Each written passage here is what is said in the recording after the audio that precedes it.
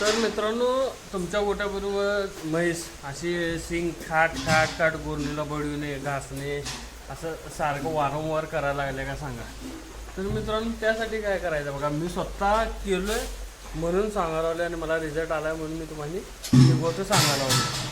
तर मित्रांनो, आम्ही काय केले बघा, म्हणजे प्रत्येक वेळेला करतोय. आता जवळजवळ वर्षभर आम्ही ही गोष्ट करतोय, पण ह्या गोष्टीचा आमच्याकडे जनावरने कोणत्याही प्रकारचा रिॲक्शन वगैरे कोणत्याही प्रकारचं काय झालेलं नाही.